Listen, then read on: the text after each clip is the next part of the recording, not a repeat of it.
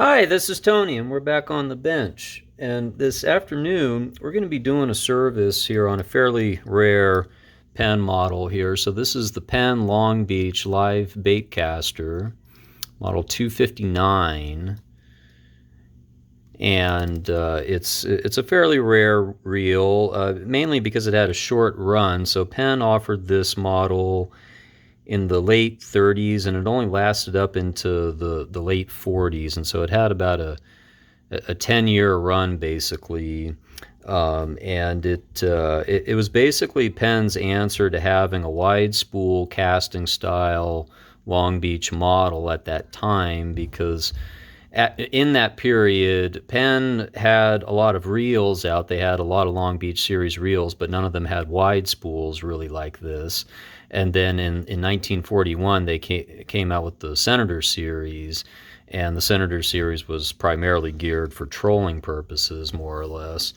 And so that was pretty much the thinking behind this reel. There was also the Squidder in that period that was being offered, but the Long Beach series models were just kind of heavier dutier, and I think they just wanted to have that kind of that heavy duty model here. But the spool is identical to what you would find in a Penn Surfmaster 250. I believe it's the same spool, and then it also shares the same frame posts and stand mount here that you would find on a 200, on a Surfmaster 200. So it's just some of the similarities. The gear set is the same that you would find in all the other traditional Long Beaches, essentially, or I think in the lighter models at least. And so, and some people will compare this actually to a Senator 3/0. It is very similar. However, it doesn't have like the additional frame post, and there are some other things that are a little different. But all around, it's a good reel, and we're going to do a service on it here. So we're going to start with taking the handle off here, and we're going to get into the business end here and see how it looks. I don't really know much of the history of this reel. I've had it for a while, and I have had it apart before. I've used it on occasion, but before I had it some years back, I don't know a lot about it, where it's been and what it's done. I have replaced some pieces and parts on it though, just to kind of clean it up a little bit.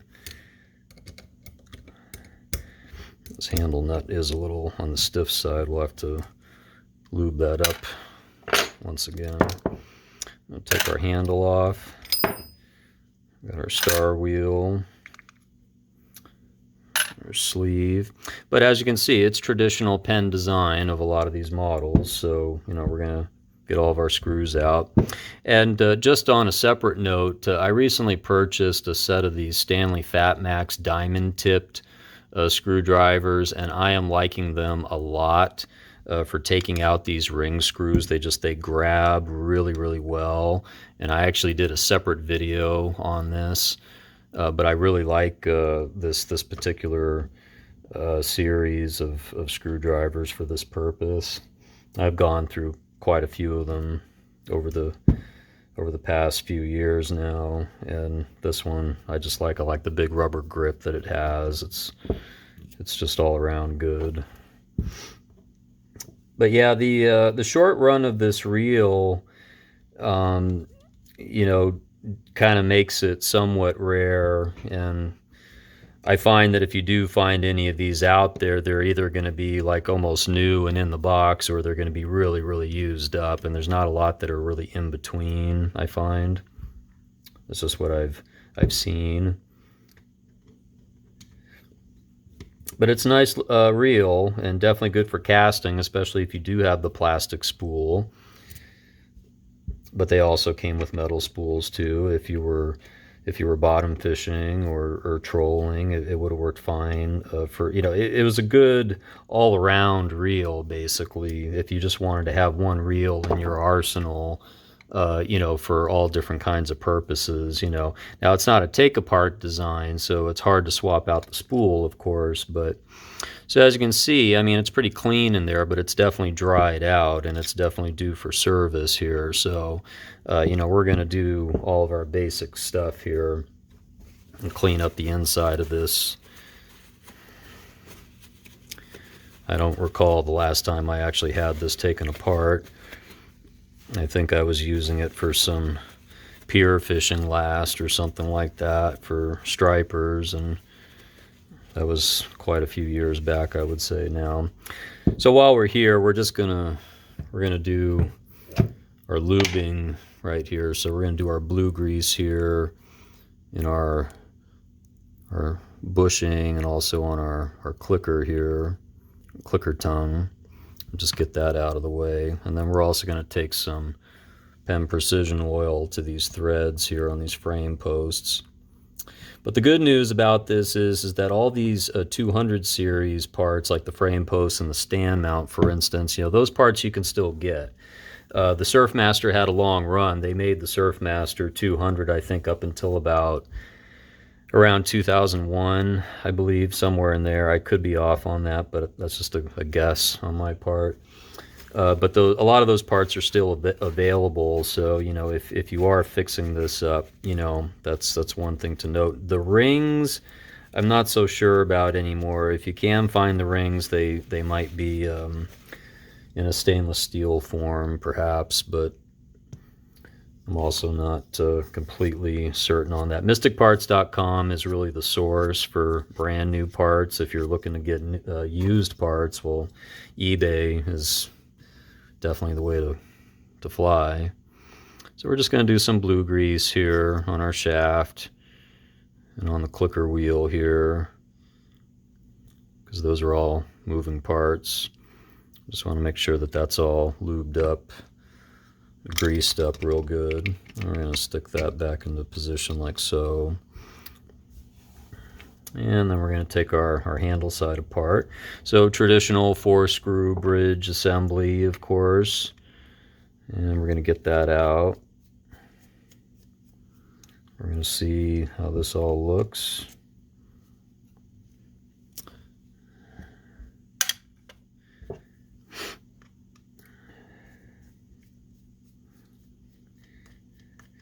Yeah, you could definitely say that this is a heavy-duty style casting reel just due to its size. I mean, it's a 3/0 size reel, you know, that you can get a plastic spool for casting purposes, so that's kind of nice.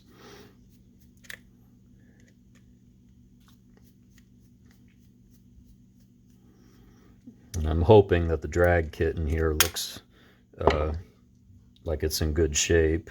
Now you want to be careful taking this off here because there is a dog spring in there, and you just don't want it to go flying on you. It's right there, and it's pretty worn out. It looks like it's pretty bent. We'll probably try to bend it back and see if we can revive it a little bit.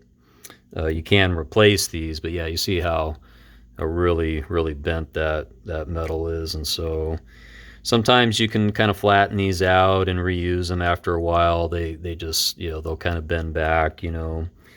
This isn't really a reel that I use anymore, but it's just kind of part of the collection, if you will.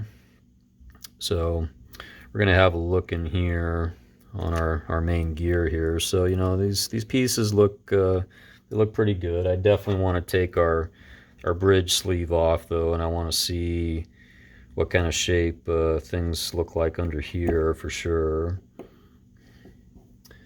And normally you can do that with the help of the hammer, a little ball peen hammer, and a little hole punch. Take some needle nose to that little pin.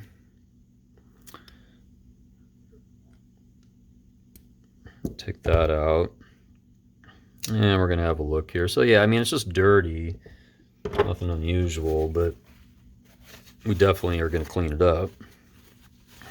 So, and also to note, I do believe this bridge assembly I do think this is the same that you would find in a Silver Beach, actually, which is also another rare model.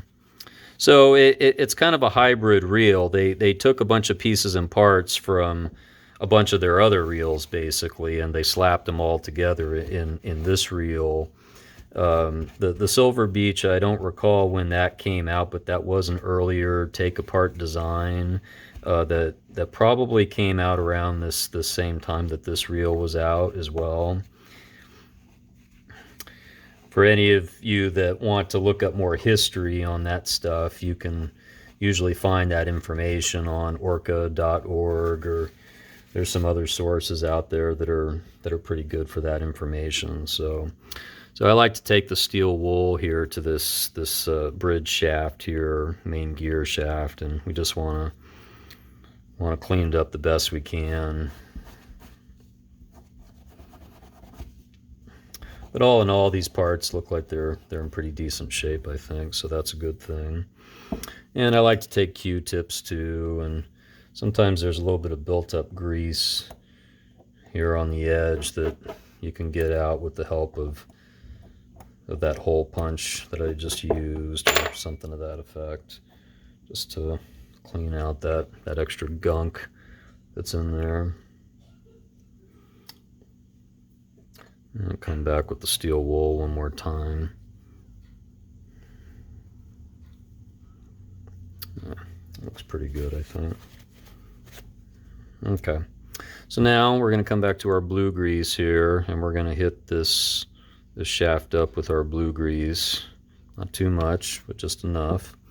And then we got our drag stack that we're going to just take apart real quick, and we're going to see what kind of shape this is in. So we got our fiber washer, our hard fiber washer. And that looks fine.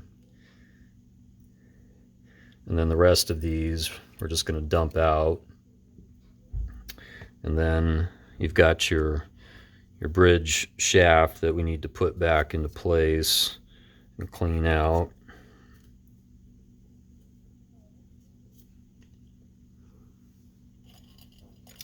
You can see that there's kind of like this built-up film right here of grease that's pretty thick, and so we want to eliminate that any way that we can. Basically, what I'll probably do, just for good measure, is I'll take some CRC power lube to this. WD-40 is great, just any kind of penetrating fluid that will loosen up all that contaminant, all that stuff in there. Get that out of there.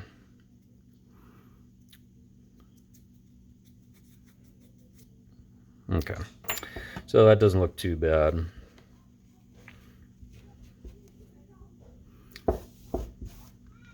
Okay, so that's ready to go back on like so, and then we'll just put our pin back in.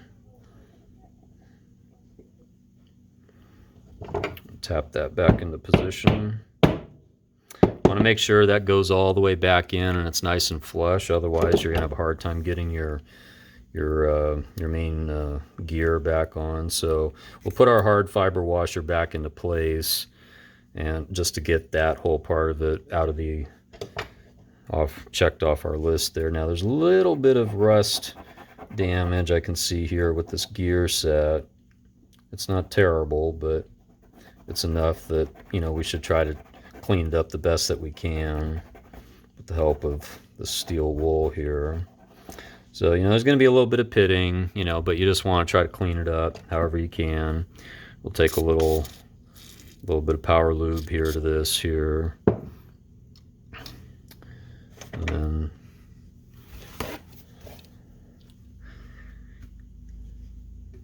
take a toothbrush, your main gear.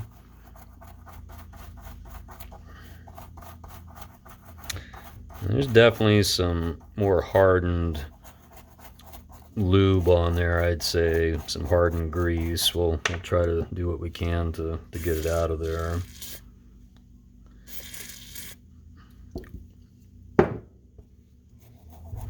But all in all, this gear's in really good shape, and that's the important part. The teeth are in good shape and all that stuff.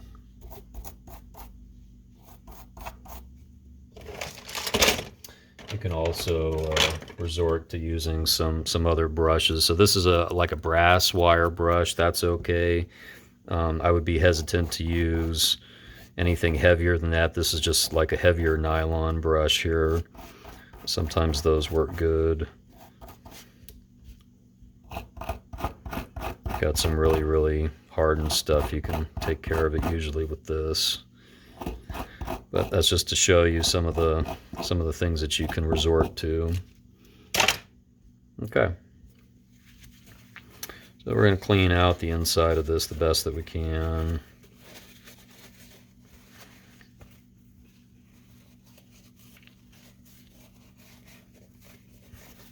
I'm going to slap that back on like so.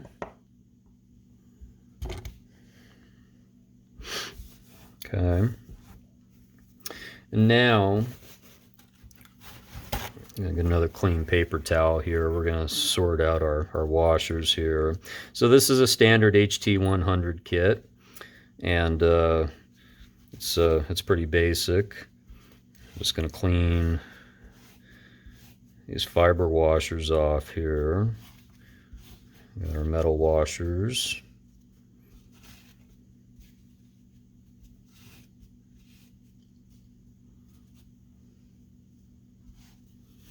Just want to get all that excess grease or dirt or anything that's built up on there.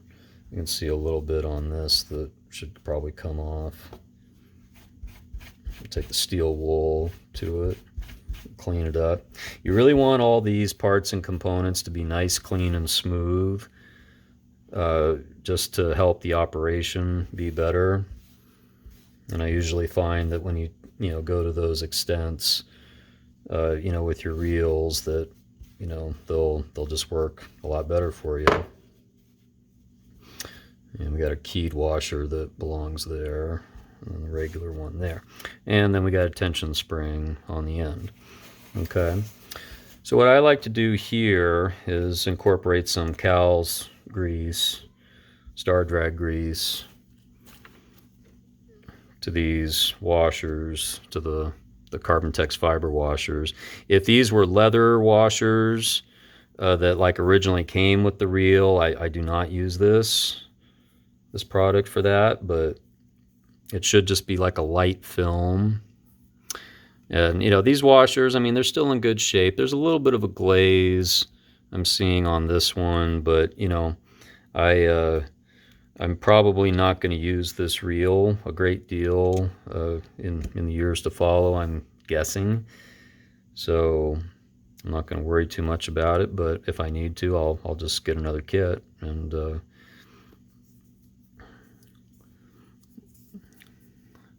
it should be a light film that you put on there. You got your keyed washer. I'll finish off with the last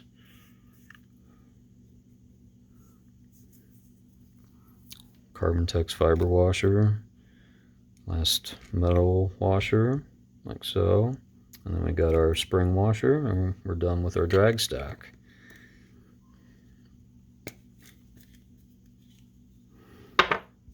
Okay, so now we're going to go back to our blue grease brush, and we're going to grease up our main gear. And you never want to overdo it, but you want enough on those teeth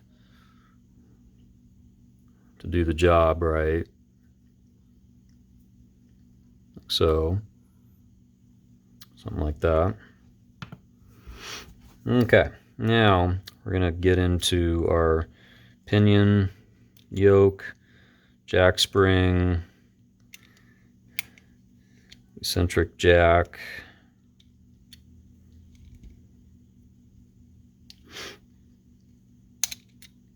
there we go. So yeah, everything's pretty dried out in here, so we're gonna take a little container for this actually, and just gonna close it all down. I find that works pretty effectively when you just want to loosen up all the grit and everything that's in there. Yeah, you can use WD-40, you can use Power Lube. You know, there's some liquid wrench equivalents that aren't bad. I like the Power Lube personally because it doesn't have a lot of heavy smell to it. You know, WD-40 doesn't bother me personally, but I know some people that get really bothered by the smell of WD-40, so it's just one little thing to note. I've got another video on some of the lubes and greases and oils and penetrating lubricants that I have used. So you can check that out on the YouTube channel. I'm just going to clean out all those little crevices there. And just take the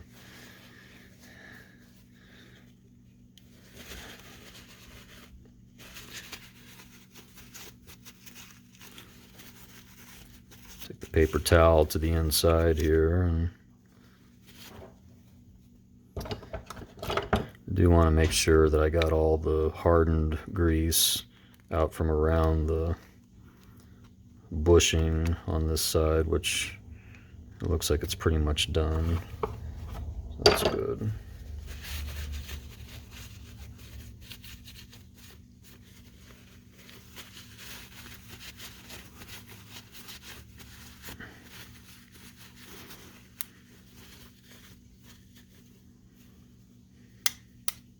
Okay, and then while we're here, I'm just going to dump all these pieces and parts in here too, and just give them a quick hose down. I like keeping all these little parts trays nearby. It's just handy to have nearby in the area when you're working on these things. And we're going to get all these out of here real quick.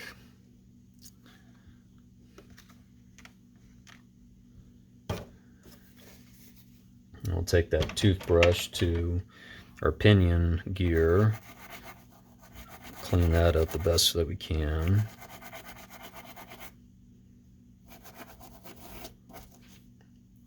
And, you know, there's a little bit of dried up grease, but it's nothing unusual, especially for a reel this age. And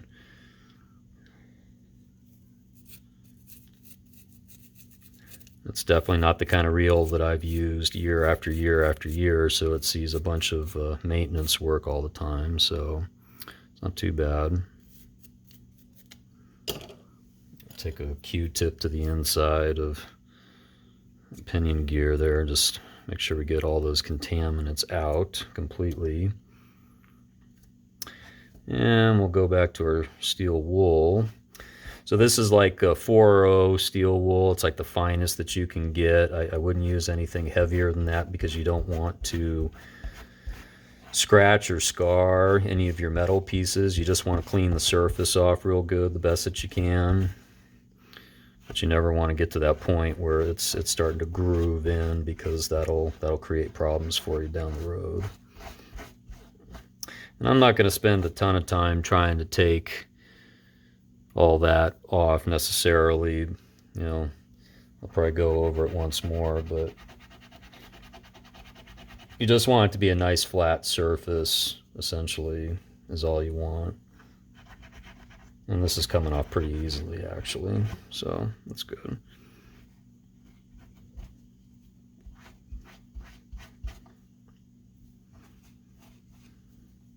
Take our pinion yoke and do the same deal.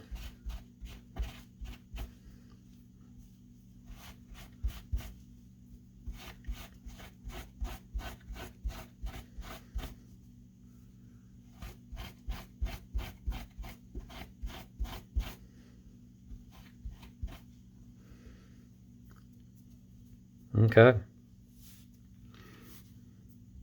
So now we're ready to go back to our blue grease here. And we're going to hit up our eccentric roller with some of that, and then we're also going to get down here in the handle side bushing right here. Don't need to get too carried away, just enough to do the job. Get our springs back into position. Take our pinion yoke, take our blue grease to that, And then our pinion gear will slap on top, and then we'll get that with some blue grease as well.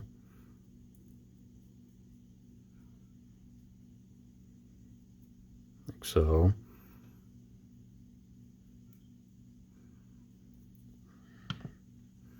Put that into position.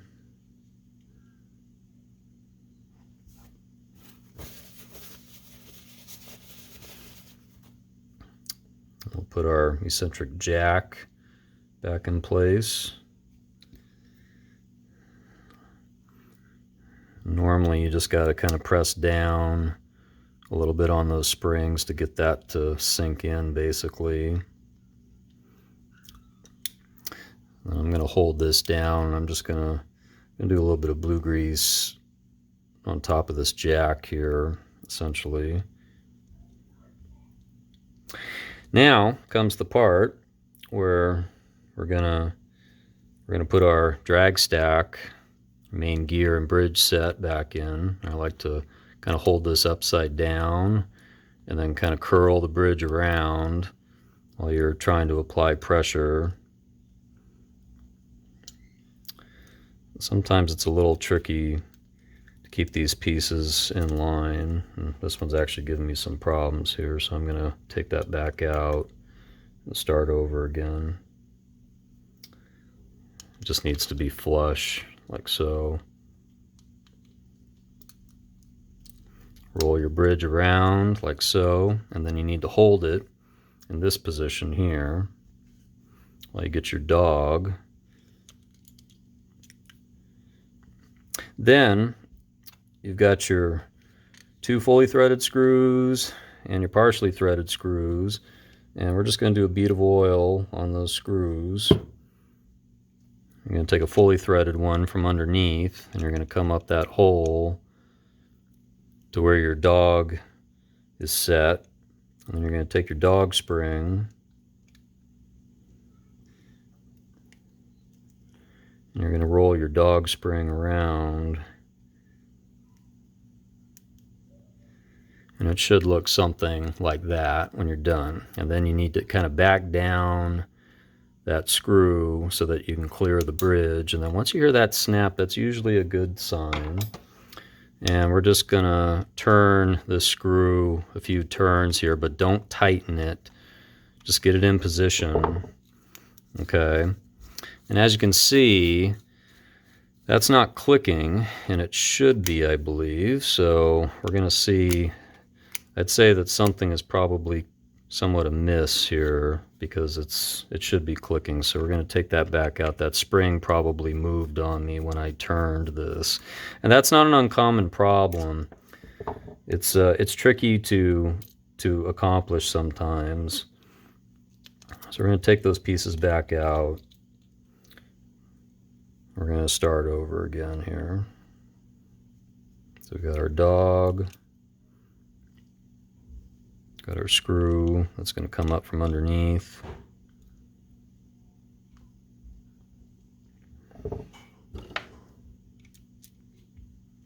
So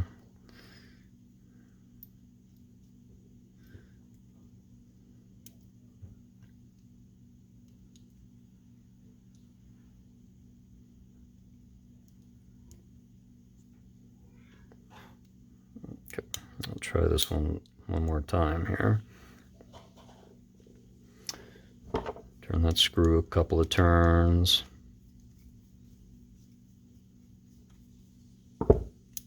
There we go. And that's what it should sound like. You should have that dog clicking real good in there.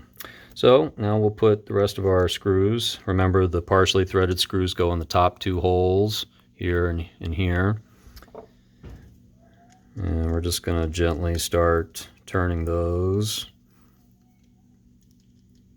Don't ever over tighten these, because you don't want to crack your plate, and frankly, plates for this reel would probably be very difficult to come by. Like I said, the frame posts and the stand mount, some of the internals and stuff like that, those things are still out there, but Plates, rings, getting harder and harder to acquire, I find these days, for a lot of these old vintage models.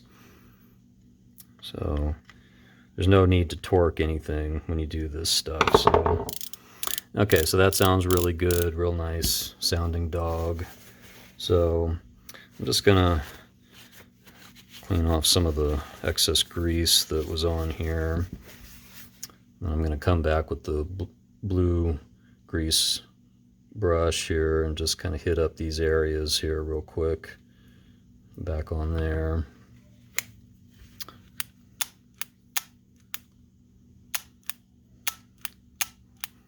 Yeah, okay, that's good. Okay, so now we're ready to go back and reinstall our handle side back onto the rest of the reel. And we've already oiled up our threads, so we should be good to go. Now note there should be a shorter screw, 2 shorter screws.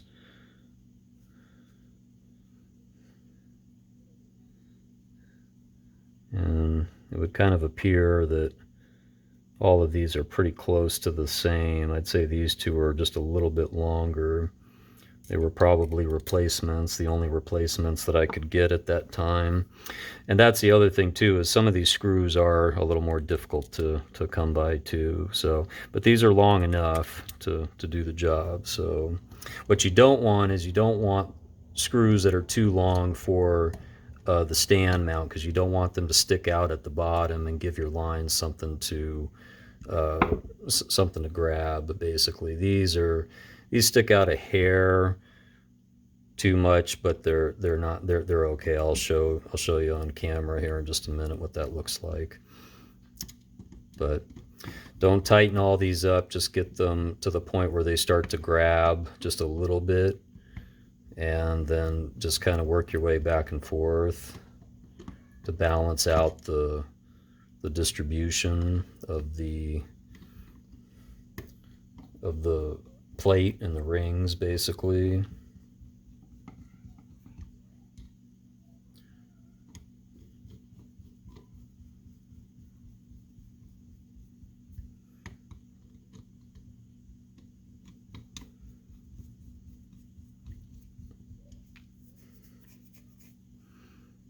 Okay, so now we'll start gently tightening these up a little bit. And again, you don't want to over tighten these either, because you don't want a cracked ring for that matter.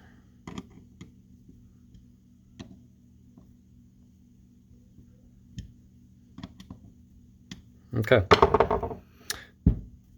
So now we'll get around to just kind of cleaning off these little bits and pieces here. Clean off our sleeve. So this is an old school brass sleeve here that's not even chromed, like a lot of their other parts are. That's the one thing to note about these reels. The 259, it's possible that it came with German silver. This particular one does not seem to have the German silver. I know the newer parts are definitely not German silver, but you know, these are basically brass parts that have been chromed over, which was pretty standard after World War II, I believe, when Penn was manufacturing. So just one little thing to note.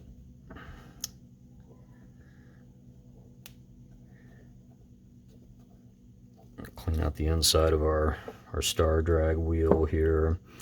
And I'm just gonna take that back out. I'm just gonna hit up a little bit of blue grease on these threads right here.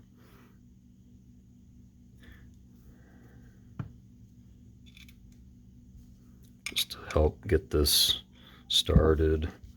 Clean this off too. There's actually some dried up oil or grease or something on here, so we're going to try to take that off. It's actually on there pretty good. One trick is to spray it down with some penetrating fluid and then take your steel wool to it. That usually will help free things up really well. Yeah. Shine it up a little bit. That's the one good thing about this reel and the shape that it's in with these parts and components, is I don't have to spend a lot of time trying to clean up the chromed pieces with turtle wax polish and stuff like that. So that's always a good thing, because that's just very time-consuming work. So, okay, I'm going to slap our handle back on like so, and then I'm just going to hit a little bit of blue grease in that threaded hole right there, just for good measure. You can use oil on those threads, but you know, I find I don't like doing that as much, because the oil can seep down into your gear set and your drags, and that's something that you just don't want to have happen. The grease is thicker, and it'll take it a lot longer for it to ooze down in there. But it is important to keep your threads oiled or lubed so that you can actually put the hardware in without too much trouble. I will do a bead of oil here though on the little set screw thread.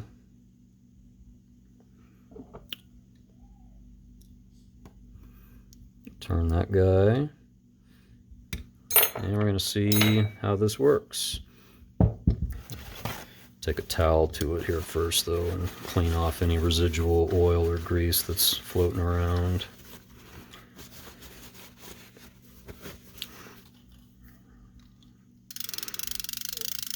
Okay, well, that dog sounds better than it did when we started, I think. A lot better, so that's great. Try out our clicker. Clicker sounds really good. I'm going to try out our free spool. We've got really good, smooth free spool right there, I think. That's good. And then we're going to try out our drags here. Let's see how they're holding up. Yeah, I can definitely feel them grabbing. Yeah, it's pretty good. The only other things I think I do want to check is I just want to see this thread here on this side. It doesn't look too bad. I'll just do a little bead of oil on that thread just to help lubricate those threads on the non-handle side bearing.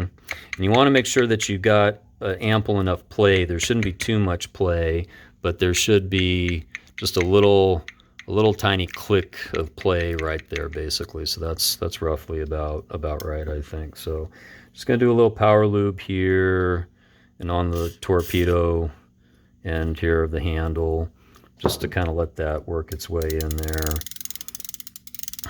like so, because those parts get dried out and they have a tendency to get overlooked usually a lot of the time. So I'll clean that up. So there you have it. That's the Penn Long Beach live bait caster 259, all serviced up and ready to go. So thanks again for watching. This is Tony with Back on the Bench. If you'd like to see more, please subscribe, and we'll see you next time.